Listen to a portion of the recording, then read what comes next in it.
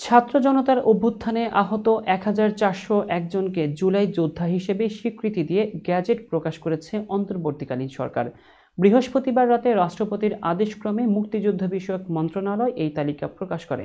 গ্যাজেটে আহতদের নাম, medical case ID, বাবা মায়ের নাম, স্থায়ী ঠিকানা, বিভাগ ও জেলার নাম উল্লেখ করা হয়েছে।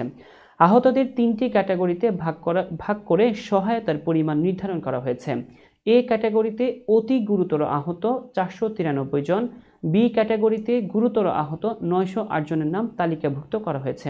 তবে সি ক্যাটাগরিতে থাকা ১০,৬৪৮ জনের তালিকা এখনও প্রকাশ করা হয়নি। এ ক্যাটাগরির আহতরা এককালীন ৫ লাখ টাকা পাবেন, সঙ্গে মাসিক ২০,০০০ টাকা ভাতা, চিকিৎসা ও পুনর্বাসন সুবিধা দেওয়া হবে তাদেরকে। বি ক্যাটাগরির আহতরা এককালীন ৩ লক্ষ টাকা এবং মাসিক ১৫,০০০ টাকা ভাতা পাবেন। সি ক্যাটাগরির আহতরা এককালীন ১ লক্ষ টাকা এবং মাসিক ১০,০০০ টাকা ভাতা পাবেন।